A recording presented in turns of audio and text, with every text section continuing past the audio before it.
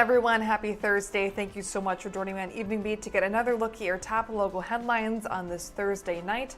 We are almost through the week. It has been a very busy week. I feel like it's been a very busy news cycle, so let's go ahead and get into our top headlines. First, we are continuing to follow the story of the assassinations of one Minnesota lawmaker and then the shooting of another one. The man charged in the murders of a former Minnesota House Speaker, Melissa Hortman, and her husband was back in federal court today. 58-year-old Vance Belter pleaded not guilty to 6 federal charges, including murder, stalking, and firearms violations.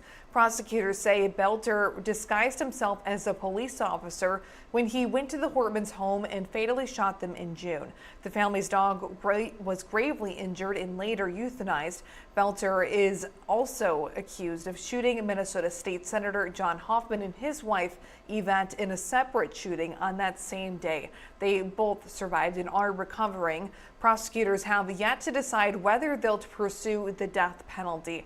The status update could come as early as November. No trial date has been set yet. Hortman had 2 decades of career experience in the Minnesota legislature. There is now a growing movement to rename the Minnesota State Office building after her. The online petition already has hundreds of signatures. Next tonight, we are continuing coverage in Iowa. One Howard County community is on high alert after a string of theft cases during the past month. Cresco locals say they are feeling uneasy after seeing a public assistance request from the city's police department. In a Facebook post yesterday, Cresco police reported multiple cases of residential burglaries happening mainly on the east side of town.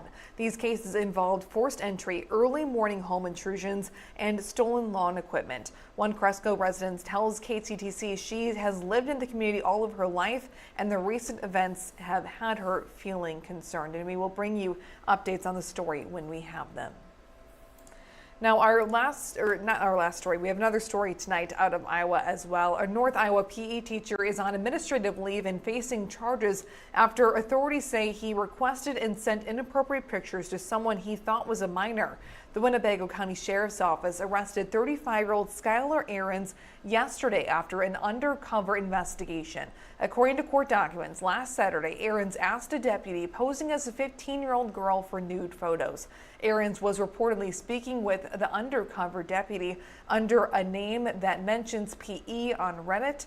Ahrens also allegedly sent an inappropriate picture to the deputy posing as a minor. He's being charged with multiple counts of disseminating obscene materials to a minor, grooming, and sexual exploitation of a minor. Now, our last story tonight. Lake City Police are asking for your help in finding a missing teen. According to Lake City Police, the family of 17-year-old Cameron Collier last saw him on Tuesday. He was wearing a black hoodie with a Hello Kitty design on it, black pants, and white high-top shoes with red drawings on them. He also has a tattoo of a bleeding heart on one of his ankles. If you have any information about Cameron's whereabouts, you are asked to contact Lake City Police Department. That is a look at your top local headlines for tonight. Thank you again so much for joining me on Evening Beat. I'll see you back here tomorrow night at 7:30.